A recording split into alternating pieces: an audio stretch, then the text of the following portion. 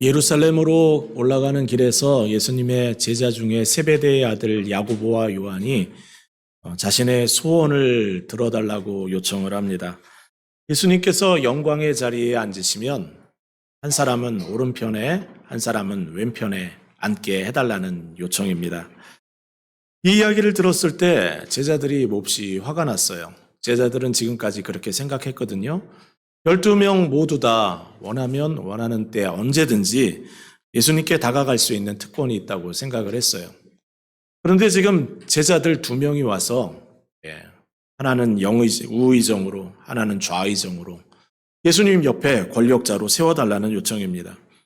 여러분, 이 이야기를 듣고 좋아하는 제자들이 어디에 있겠어요? 더군다나 예수님의 수제자였던 베드로의 이름도 뺐습니다. 다른 제자들이 또 화를 낸 또 한 가지 이유가 있는데, 예수님이 영광의 자리에 앉으실 때 제자들 마음에 본인들도 그런 마음이 있었거든요. 본인이 좀 더 높은 자리에 혼자 올라갔으면 좋겠다 하는 마음이 있었어요. 여러분, 그 가버나움을 지날 때 제자들이 길에서 서로 다투었던 거 기억나십니까? 누가 더 크냐? 이 이슈를 가지고 서로 다투고 있었어요. 더 높은 영광의 자리, 더 높은 권력의 자리를 갖고 싶은 것이 사람의 마음이죠. 이처럼 모든 사람은 높은 자리를 갈망합니다. 높은 자리에 앉기를 원하는 마음을 가리켜 성경은 교만이라고 말합니다. 아담과 하와가 뱀에게 와서 뱀을 유혹할 때 유혹한 방법이 그거예요.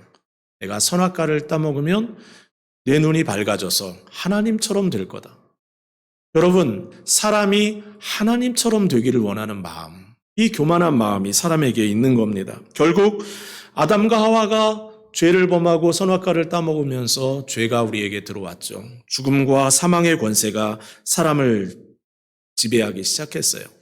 그리고 나타나는 결정적인 하나의 현상이 있는데 그것이 오늘 본문에 나오는 그 남을 지배하려는 욕구입니다. 남을 지배하고 남을 섬기려는 마음이 없어지는 거예요. 자크 엘룰이라고 하는 철학자요 신학자가 있습니다. 여러 권의 책을 썼는데 그의 대표작인 기술 사회라는 책을 보면 어떻게 기술이 인간을 지배하게 되는가를 날카롭게 분석을 했습니다. 현대 정보사회와 AI 시대를 예견한 듯한 통찰이 있어서 그의 책은 시대를 초월한다라는 그런 평가를 받습니다. 그런가 하면 그는 신학자였기도 하기에 여러 가지 신학책을 썼는데요. 가장 많이 알려진 책이 뒤틀어진 기독교입니다. 내용이 급진적이어서 비판도 많이 받지만 우리가 귀 기울여 들어야 하는 내용이 그 안에 많이 있습니다. 자크 엘룰은 초대 기독교가 로마 제국과 결합하면서 국가 권력과 돈 그리고 제도의 영향을 받아 복음의 기본 정신이 왜곡되기 시작했다. 그렇게 해석합니다. 이 과정에서 권력을 행사하려는 욕구가 기독교 안에 들어왔다고 본 거예요. 기독교 자체는 반정치적이고 섬김으로 이루어져 있는데 정치적, 경제적 권력과 결합하면서 본래의 정신을 잃었다. 그렇게 표현하고 있습니다. 섬김의 정신을 버리고 지배를 향한 내부의 욕망이 결국 복음의 본질마저도 다 망가뜨려 버렸다 이야기합니다. 오늘 본문에 예수님의 제자 야고보 요한에게서 이런 모습이 보입니다. 자신들이 주님의 영광을 다른 제자들보다 더 많이 누리게 해달라. 그 욕심을, 사심을 드러낸 거예요. 그때 예수님이 질문하십니다. 너희는 너희가 구하는 것을 알지 못하는도다. 내가 마시는 잔을 너희가 마실 수 있으며 내가 받는 세례를 너희가 받을 수 있느냐. 야고보와 요한은 이 질문을 이렇게 들었어요. 네가 큰 영광을 요구하는데 그 영광의 무게를 과연 감당할 수 있겠냐. 여러분, 상속자라는 드라마가 옛날에 있었어요. 저는 보지는 않았는데 워낙 명대사가 하나 있었죠. 이렇게 이야기를 했습니다. 왕관을 쓰려는 자, 그 무게를 견뎌라. 책임의 막중함을 감당해야 된다라는 거죠. 야고보와 요한은 하나님 나라의 비밀을 아직 몰라요. 그냥 높은 자리를 원하는 거예요. 그리고 그 자리에 그 영광에 해당되는 그 모든 것들을 감당할 수 있다고 고백을 합니다. 야고보와 요한의 돌발 행동으로 인해 제자들 모두가 화가 나 있을 때 예수님은 제자들을 불러 모으셨습니다. 마가복음에 불러 모았다라는 단어가 9번 나와요. 이 이야기는 예수님이 중요한 하나님 나라의 어떤 가치를 전할 때마다 사용하신 단어입니다. 제자들을 불러 모으셨어요. 그리고 제자들에게 세상 리더십과 하나님 나라의 리더십을 비교 설명합니다. 세상은 지배와 권위 그리고 권력과 지위의 효율적인 실행을 통해 운영되지만 하나님 나라는 그렇지 않다 하십니다. 세상은 권세를 부리고 군림하고 지배하는 원칙에 따라 운영되지만 하나님 나라는 다르다 하십니다. 너희 중에는 그렇지 아니하니라. 이렇게 표현되어 있는데요. 이 단어를 보면 현재 시제가 사용되었어요. 여러분, 이 말씀은 너희는 섬기는 자가 되어야 하는데 그만큼의 상태에 도달하지 못했다라는 표현이 아니에요. 예수 그리스도로 이미 하나님 나라가 시작되었는데 그 나라가 지금 섬김으로 운영되고 있다라고 말씀하시는 거예요. 조금 비틀어서 이야기한다면 섬기는 자가 되어 있지 않는다는 것은 실제 그 사람이 하나님 나라에서 이탈되어 있다라고 보는 겁니다. 하나님 나라에 속한 사람은 어느 누구도 예외 없이 섬김의 삶을 살아간다는 거죠. 섬김의 모범은 우리 예수님께서 보여주십니다. 하나님 나라는 섬김으로 이루어져 갑니다. 하나님 나라는 섬김과 내어줌으로 운영됩니다. 32절 말씀 보시면 지금 예수님은 예루살렘으로 올라가고 계시는데 제자들의 앞서 가고 계시다 이렇게 설명되어 있어요. 예수님은 지금 예루살렘에 죽으러 올라가고 계세요. 그런데 예루살렘에 가까이 오면 가까이 올수록 예수님은 더 앞질러서 가고 계세요. 자유주의 신학자들은 예수님이 십자가에서 죽은 것을 그는 죽을 마음이 전혀 없었는데 어떻게 하다 보니까 그냥 그렇게 십자가에서 죽었다라고 이야기를 합니다. 그런데 성경은 그렇게 얘기하고 있지 않죠. 우리가 지금 마가복음 계속 보고 있는데 예수님의 순환 이야기를 3번째 하고 있는 내용이에요. 예수님은 고난당하시는 것을 다 알고 계세요. 그런데 예루살렘에 가까이 오면 올수록 더 열정적으로 더 앞장서서 걸어가시는 거예요. 두려움이 없는 예수님의 모습에 제자들은 오히려 두려워하고 놀랐다. 오늘 말씀에 그렇게 기록되어 있죠. 예수님은 다시 한번 자신이 예루살렘에서 죽을 것을 말씀하십니다. 이 표를 한번 보시겠어요? 예수님이 3번 본인의 죽음에 대하여 이야기하셨습니다. 8장, 9장, 10장에 말씀하셨죠. 그런데 여러분 저 칸을 표를 보시면 가면 갈수록 더 채워지는 게 많죠. 그리고 10장에 가서는 예수님이 아주 구체적으로 설명하십니다. 배신당할 것을 말씀하세요. 그래서 제사장들에게 자신이 넘겨질 것이다. 처음에는 대제사장과 서기관들이 그를 신문하겠지만 결국에는 이방인의 손에 의해 본디오 빌라도에 의해 사형 선고를 받고 죽을 것이다 말씀하십니다. 그 과정에서 조롱당하고 침배침당하고 채찍질 당할 것이다. 분명하게 말씀하세요. 그리고 죽으시고 부활하시겠다 말씀을 하십니다. 예수님은 이미 자신이 당할 고난을 정확하게 알고 계셨어요. 그런데 그 고난이 뭔지를 아시면서도 가까이 가면 갈수록 더 열심히. 근데 여러분 지형적으로 보시면 저 말씀을 예수님이 하신 곳이 여리고 지점이다 이렇게 생각을 합니다. 여리고와 예루살렘은 여러분 거리로는 한 32km, 20마일 정도 돼요. 그런데 여러분 높이는 3,500피트입니다. 해발 1,067m예요. 그러니까 예수님이 제자들 앞서 막 앞질러 가시는 그 길은 여러분 평탄한 길이 아니에요. 그 오르막길을 자신이 죽는 것을 알면서도 주저하지 않고 앞장서서 올라가시기 시작하는 겁니다. 왜요? 죽으시려고요.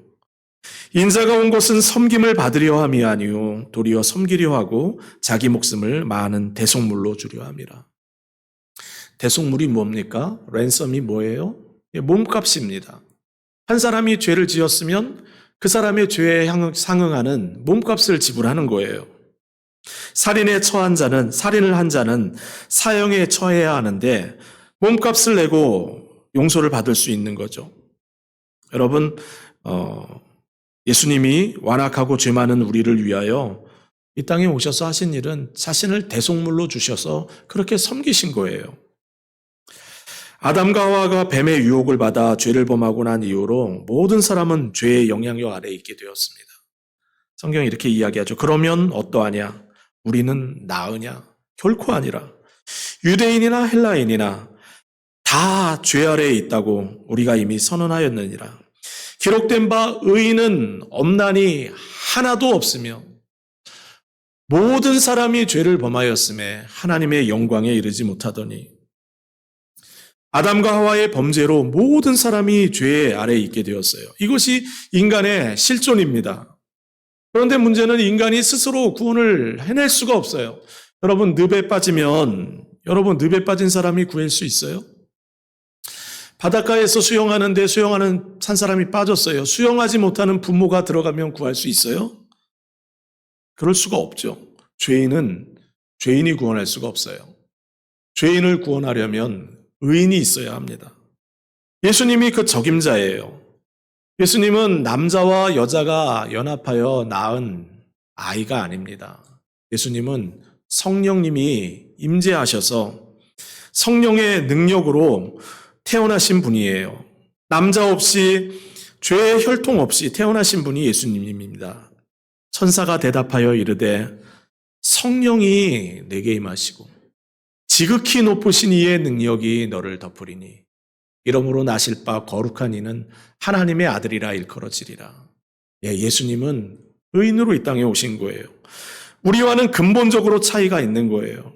히브리서 4장 15절에 예수님에 대하여 이렇게 설명합니다. 모든 일에 우리와 똑같이 시험을 받으신 이로되 죄는 없으시니라. 죄의 문제를 해결하는 적임자가 예수님이라는 거죠. 그런데 왜 예수님이 죄인을 대신해서 죽어야 하나요? 성령이 하나님이 정하신 온 우주 만물을 창조하신 하나님이 정하신 죄 용서의 원리가 있어요. 로마서 6장 23절 죄의 싹은 사망이다. 피 흘림이 없이는 용서가 없다. 한 사람이 용서를 받으려면 죽어야 한다는 거예요. 죄의 문제는 죽음으로만 해결이 됩니다. 누군가가 심판을 받아야 합니다. 그런데 죄인이 죄인을 위하여 죽을 수가 없으니까 의인이신 예수님이 대신 죽어야 하는 거예요. 보통 우리는 하나님을 생각할 때 우리 마음대로 하나님을 생각합니다. 하나님은 사랑이 많은 분. 그런데 여러분 기억하세요. 성경은 하나님이 사랑이 많다고 이야기하지만 동시에 의로운 분이라고 이야기하세요. 한 사람이 죄의 문제를 해결하려면 죽는 심판이 있어야 되는 거예요. 예수님이 하나님의 외아들이신 예수님이 이 땅에 오신 이유가 자신을 내어주시기 위함입니다. 우리 대신 죽으시려고 오신 거예요. 이런 측면에서 보면 예수님의 십자가는 하나님의 의로움과 하나님의 사랑이 가장 충만한 현장입니다. 하나님의 분노와 하나님의 용서가 일렁이는 현장입니다. 그러면 예수님의 십자가 사건이 우리에게 어떻게 영향을 미쳤나요? 성경이 이렇게 이야기합니다. 자기의 의로움도 나타내시며 죄인을 심판하심으로 자기의 의로움도 나타내시며 또한 예수를 믿는 자를 의롭다 하심이라. 우리는 의로운 사람이 되었어요. 주님이 우리 대신 죽었기 때문에 우리를 의롭게 하신 거예요. 허물로 죽은 우리를 그리스도께서 함께 살리셨고 너희는 은혜로 구원을 받은 것이니라. 십자가는 우리를 다시 살리셨고 의롭게 하셨고 구원하셨습니다.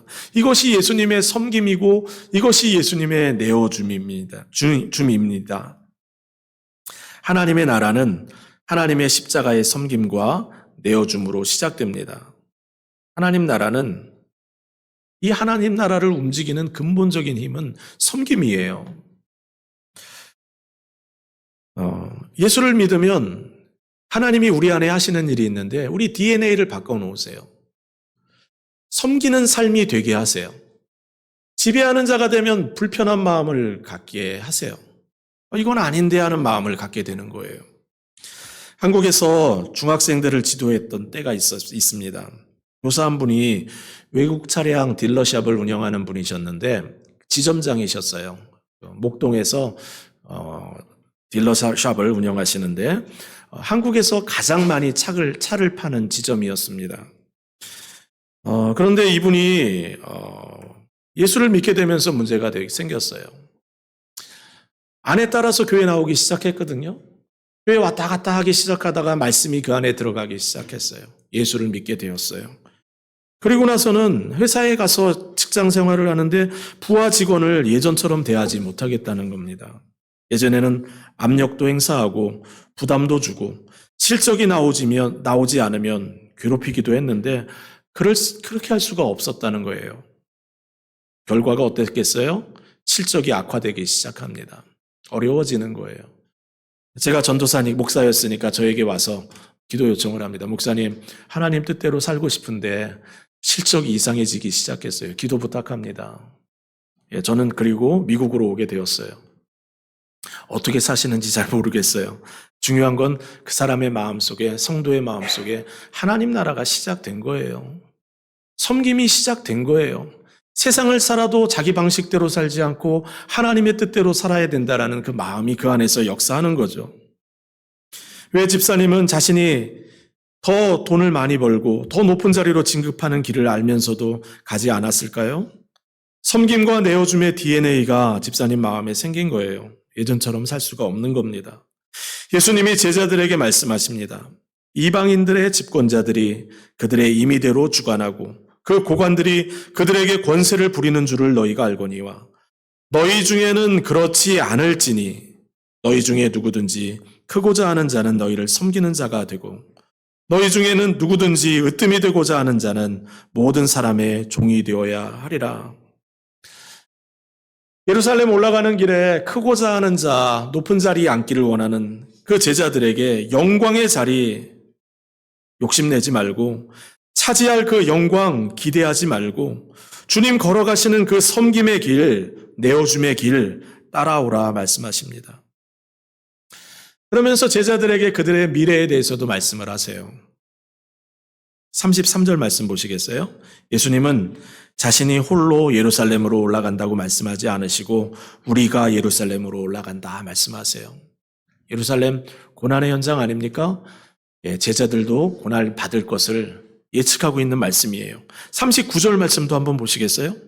너희는 내가 마시는 잔을 마시며 내가 받는 세례를 받을 것이라. 예수님도 고난 당하셨잖아요. 고난의 잔을 마셨잖아요. 제자들도 마찬가지라는 거예요. 구약 성경에 가서 보면 이 잔이라는 표현을 보면 대부분 진노를 상징합니다. 하나님의 진노를 상징하는 거예요. 그런 측면에서는 제자들이 받는 잔이랑은 좀 다르겠죠. 심판의 잔, 진노의 잔. 시편 75편 이렇게 기록되어 있어요. 여호와의 손에 잔이 있어 술거품이 일어나는도다. 그가 땅의 모든 악인들에게 기울이시니 그들은 그 찢기까지 다 마시리로다. 하나님이 진노의 잔을 부으시는데 그 모든 악인들이 그 잔을 다 마시게 된다. 하나님의 심판, 하나님의 진노를 받을 것이다. 이런 비유의 표현이 구약에 여러 번 나옵니다. 예수님은 그 진노의 잔을 받으셨어요. 우리 대신 우리가 받아야 하는 하나님의 심판과 하나님의 진노를 예수님이 대신 받으셨어요. 하지만 제자들이 받는 잔은 하나님의 진노가 아닙니다. 하나님의 심판이 아닙니다. 모든 성도들이 주님 따라가면서 만나는 복음 때문에 당하는 고난이에요. 그토록 대접받기 좋아하던 제자들이 변해서 섬김의 삶, 내어줌의 삶을 살아가게 될 것이다 예언하시는 거죠. 주님은 오늘도 우리에게 그러한 삶을 이렇게 내다보고 계세요. 우리가 변화하여 섬김으로 주님과 함께 살아갈 것을 기대하고 계세요. 우리는 여전히 공사 중이고 진행 중이지만 하나님은 우리를 통해서 하실 일들을 기대하고 계시는 거죠. 왜 예수님은 우리를 보시며 섬김과 내어줌을 기대하실까요? 우리는 세상에 파송된 하나님의 대사이기 때문에 그렇습니다.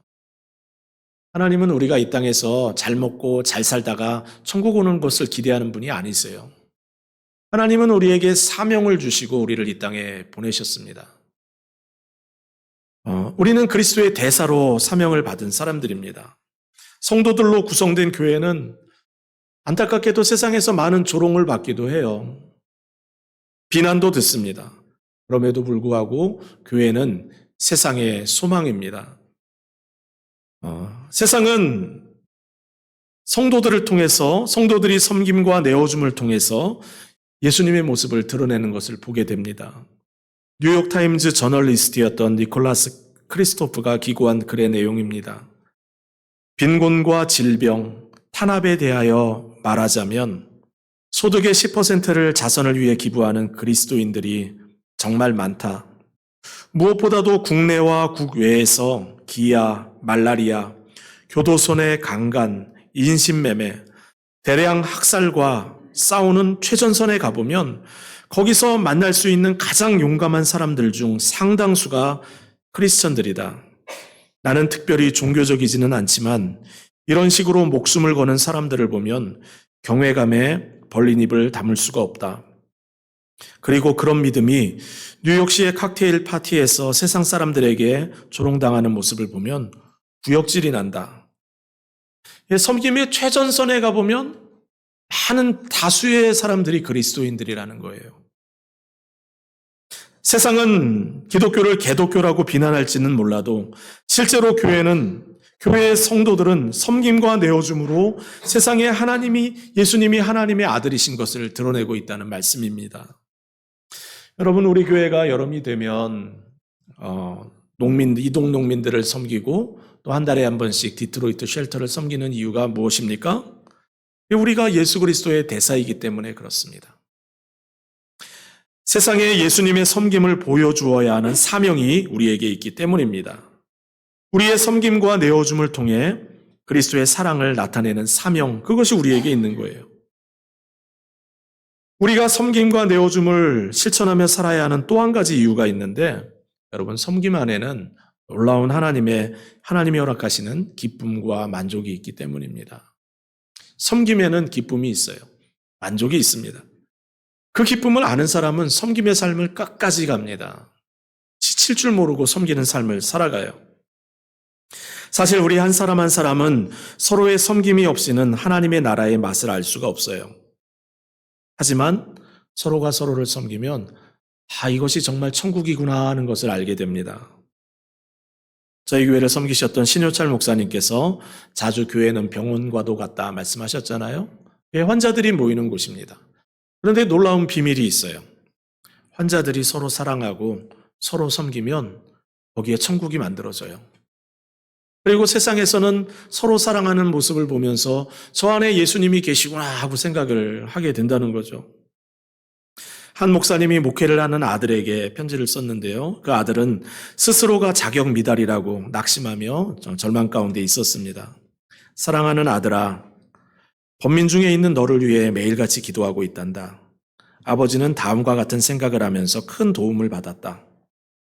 모세가 말을 더듬고 갑옷이 다윗에게 맞지 않고 마가가 바울에게 거부당하고 호세아의 아내가 매춘부였고 아모스 선지자가 되기 위해 받은 유일한 훈련은 무화과 나무 가지 치기 기술뿐이었다는 사실을 잊지 말기 바란다. 예레미야는 의기소침했고 기드온과 도마는 의심을 품었고 요나는 하나님에게서 도망쳤다. 아브라함은 거짓말로 인해 큰 곤욕을 치렀고 그의 자녀와 손자도 같은 실수를 저질렀다. 이들도 실패와 문제와 부족함과 연약함을 안고 살아간 인간들이다. 하지만 하나님은 그들을 통해 세상을 뒤흔드셨다. 이처럼 하나님은 우리의 힘을 사용하시기보다는 그분의 무적의 권능을 사용하신단다. 하나님이 그분의 이런 속성을 통해 내게 용기를 주시기를 간절히 소망하고 기도한다. 사랑하는 아빠가 하나님은 자격 없다고 생각하는 사람들, 부족하다고 생각하는 사람들을 선택하여 은혜를 부어주시고 섬기게 하십니다. 그리고 그들의 섬김을 통하여 하나님의 놀라운 일들을 이루어 가십니다. 예수님께서 죽으시고 부활하셨을 때 그 부활을 처음 증거했던 사람이 마리아예요. 마리아. 그의 과거는요, 귀신 들렸던 사람입니다. 그런데 예수님은 그를 들어 부활의 첫 증인으로 세우셨어요. 그 당시 사회는 여자는 법적인 증인에 설 자격이 없는 사회였어요. 그런데 하나님은 이 마리아, 스스로 생각할 때도 죄인이고 완악하고 부정하다고 생각하는 이 여인을 부활의 증인으로 세우셨어요. 구제불능의 죄인이라고 생각하는 마리아를 주님께서 부르셨을 때 그녀는 자신의 죄와 상처로 얼룩진 과거를 뛰어넘을 수가 있었습니다. 하나님은 이런 하나님이십니다. 부족한 자들을 통해서 섬김의 삶을 살아가게 하시고 예수의 증인이 되어 살아가게 하시며 하나님 나라를 증거하게 하십니다. 세상에 기다리는 기독교라는 책을 보면 한 여인, 앤이라는 여인이 등장하는데요. 스캇 홀츠 목사님이 섬기던 교회의 성도였습니다. 헤로인 중독자였어요. 아이를 데리고 교회를 왔는데 안정적이지 않은 가정에서 자란 아이다 보니까 유치부에 들어가서 막 애들을 밀치고 싸우는 거예요. 장난감을 가지고 얌전하게 놀면 좋은데 막 집어던져서 다 깨트리는 거예요. 그 이야기를 선생님들이 앤에게 전해주었습니다. 앤은 그 이야기를 듣고 너무 화가 나서 고래고래 소리를 지르고 다시는 안 온다고 하고 나갔습니다. 문제 많은 사람이 교회에서 난동을 피우고 슬그머니 떠난 사건, 이렇게 정리될 수도 있었는데 살아있는 하나님의 역사가 있는 교회, 섬김이 있는 교회는 그렇게 이야기를 끝내지 않았습니다. 유치부를 섬기는 교사가 앤에게 편지를 보냈어요. 기억하시나요? 저는 유치부에서 교사로 섬기고 있는 제인입니다. 먼저 교회에는 아무런 문제가 없다는 것을 알려드립니다. 아무도 다치지 않았어요. 망가진 장난감이요? 그것 말고도 장난감 천지입니다. 하지만 무엇보다도 당신에게 감사하다는 말을 전하고 싶어서 이 편지를 썼어요. 지난 주일에 솔직한 모습을 보여주셔서 감사해요. 그것이 제게는 큰 충격이었어요. 저는 속으로 힘들면서도 마음을 늘 감추며 살았거든요. 솔직하신 모습이 정말 좋았어요. 그 모습을 보며 많은 생각을 했어요. 모두가 솔직한 교회보다 더 좋은 교회가 있을까요? 덕분에 예수님이 우리에게 있는 모습 그대로 와서 혼자가 아니라 함께 살아가라고 초대하셨다는 사실이 기억났어요.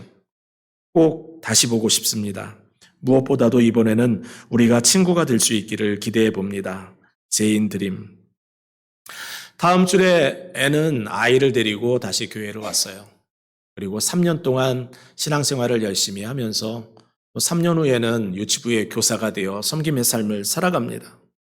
군림하고 지배하는 사람들이 평생 경험해보지 못하는 놀라운 하나님의 평안과 기쁨을 경험합니다. 부부 사이에도 마찬가지입니다. 서로 군림하고 명령하는 식으로 대화를 하는 가정에는 평안과 기쁨이 있을 수가 없어요. 배려하고 섬기는 마음으로 대화하는 가정에는 진정한 만족과 행복과 성장이 있습니다. 5가지 사랑의 언어 강의 준비하다 보니까 이런 이야기가 나왔어요. 한 여성도가 목사님에게 와서 상담 요청을 했습니다. 남편에게 침실에 있는 그 페인트 칠 좀 해달라고 하니까 남편이 9개월이 됐는데도 안 해준다는 거예요. 여러분, 이런 어려움이 있으면 저한테 오지 마시기 바랍니다. 지난 토요일은 날씨가 아주 쾌창하고 맑았는데 페인트 칠하기 너무 좋은 날이었는데 남편은 그날도 본인의 컴퓨터 업그레이드하고 업데이트하는 일을 하면서 페인트 칠을 하지 않았다는 거예요. 그래서 남편 방에 들어가서 어떻게 이럴 수가 있냐고, 이렇게 날씨 좋은 날 페인트 칠해주면 어디 덧나냐고 쏘아붙였습니다. 여러분, 성도 여러분, 남편은 그날 페인트 칠을 했을까요? 안 했을까요? 어떻게 이렇게 잘하세요? 남편은 왜 9개월 동안 아내가 그토록 부탁한 일을 안 하고 있을까요? 못 들은 걸까요? 아직 안 해도 된다고 생각해서 그런 걸까요? 섬기는 마음이 없기 때문에 그런 거예요. 그러니까 여러분, 남편의 마음이 삐뚤어진 겁니다. 어린아이듯 대하듯 고압적으로 점점 더 언성을 높여 짜증을 내니까 남편이 마음이 삐뚤어진 거죠. 섬김은 이런 식으로 대화하지 않아요. 섬김은 배우자가 잘하는 것을 칭찬합니다. 격려합니다. 고마움을 표현합니다. 그리고 부탁합니다. 절대로 명령하지 않아요. 5가지 사랑의 언어는 부부만의 소통 방법이 아닙니다.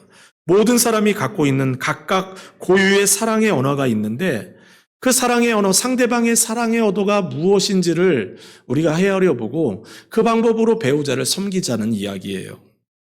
그런 면에서는 여러분 이 강의는 모든 성도에게 필요한 내용입니다. 여러분 함께 공부하면서 배우자의 모습을 진단하지 않을 거예요. 나 자신의 결핍된 섬김의 모습을 볼 겁니다. 그리고 다양한 모습으로 섬김의 실천의 과제를 드릴 거예요. 그러면 여러분 한 주간 가셔서 가정에서 그 실천을 하는 거예요. 여러분 그러면 가정이 좀 나아지겠어요? 더 우울해지겠어요? 근데 왜 등록 안 하세요?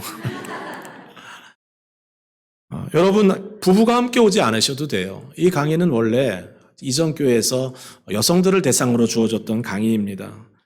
자녀가 비뚤어져 있다면 자녀를 생각하면서 들을 수도 있는 강의의 내용이에요. 근데 여러분 섬김과 내어줌의 실천은 여러분 가정과 교회에서 이루어져야 돼요. 너희가 서로 사랑하면 세상이 너희가 내 제자인 줄 알 거라고 하셨잖아요. 우리가 정말 사랑하고 섬기면 우리 교회는 하나님이 허락하시는 우리 내면의 성장들을 경험하게 될 겁니다. 그리고 성숙이 우리 안에 일어날 거예요. 그리고 행복과 기쁨이 우리 안에 있고 성장이 우리 안에 일어날 겁니다. 하나님이 우리에게 주신 모든 기회를 선용해서 가정에서 교회에서 섬김을 통해 하나님의 영광을 나타내시는, 그래서 예수님이 하나님의 아들 되심을 여러분의 삶을 통해서 우리 교회의 모습을 통해서 나타내시는 우리 모두가 되기를 주님의 이름으로 축원합니다. 함께 기도하겠습니다. 찬양하겠습니다.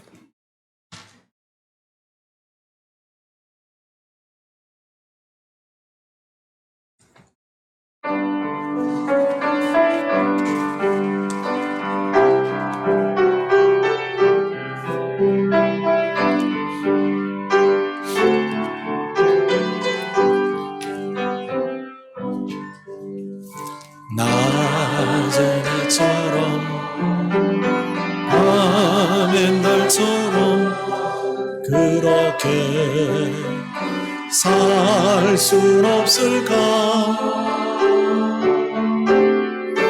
욕심도 없이 모든 세상 비추어 온전히 힘을 위해 살듯이 나의 일생에 꿈이 있다면 이 땅에 빛과 소금 되어 가난한 영혼 지친 영혼을 주님께 인도하고픈데 나의 욕심이 나의 못난 자가 언제나 커다란 짐 되어 나를 짓눌러 맘을 곤곡해 하니 예수여 나를 도와주소서. 예수님처럼 바울처럼 예수님처럼 바울처럼 그렇게 살 순 없을까? 남을 위하여 당신들의 온몸을 온전히 버리셨던 것처럼 주의 사랑은 베푸는 사랑, 값없이 거저주는 사랑. 그러나 나는 주는 것보다 받는 것 더욱 좋아하니